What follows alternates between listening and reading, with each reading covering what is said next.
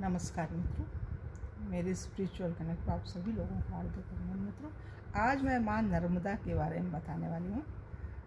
नर्मदा माँ का नाम रेवा भी है, तो उनके बारे में बताने वाली मित्रों। एक टॉपिक है, नदियों में सर्वश्रेष्ठ क्यों है नर्मदा।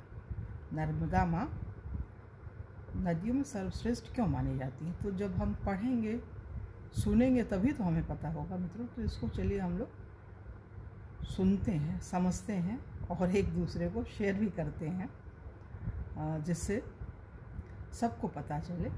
तो इसमें आप लोगों को करना ये होगा मित्रों, यदि मेरे इस स्पिरिचुअल कनेक्ट को आप लोगों ने सब्सक्राइब ना किया हो, सब्सक्राइब कर लीजिए और ज़्यादा से ज़्यादा लोगों को शेयर कीजिए और एक क्लिक करके आप लाइक भी कर दिया कीजिए मित्रों। इससे अच्छा लगता है और मन करता है कि और अच्छे अच्छे वीडियो बनाएं।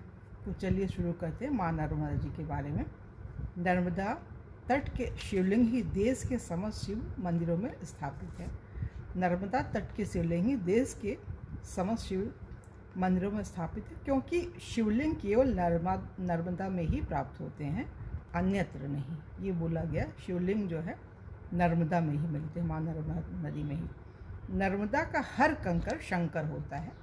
नर्मदा का हर कंकर शंकर होता है, उसकी प्राण प्रतिष्ठा की आवश्यकता नहीं होती, वह स्वयं प्रतिष्ठित होता है।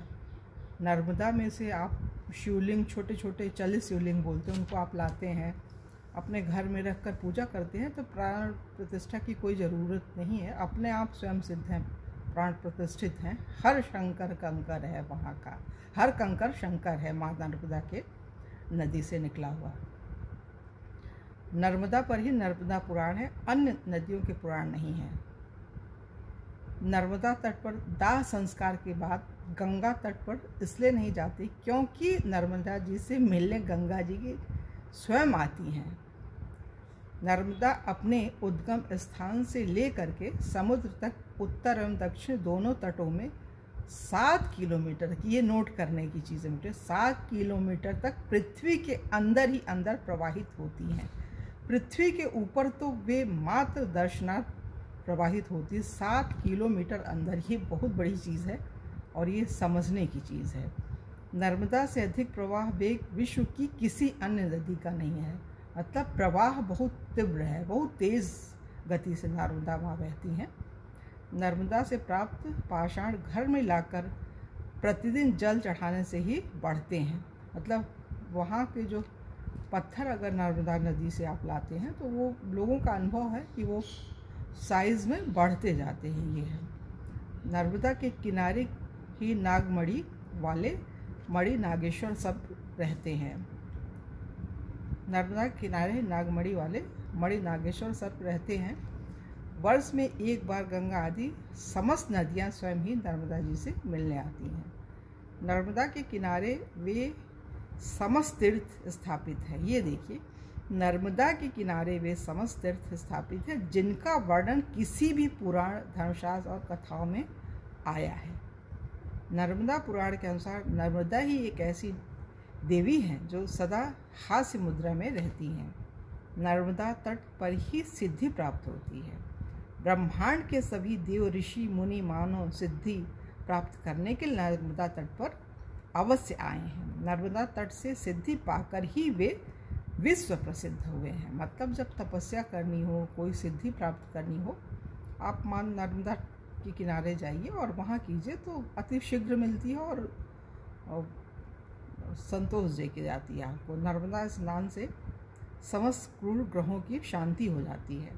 नर्मदा अपने भक्तों को जीवन काल में दर्शन अवश्य देती है। अगर कोई नर्मदा माँ का भक्त है तो वो दर्शन भी देती है। ये सबसे बड़ी चीज़ है। ये नर्मदा की कृपा से मनुष्य अपने कार्य क्षेत्र में एक बार उन्नति के शिखर पर अवश्य ही पहुंच जाता है।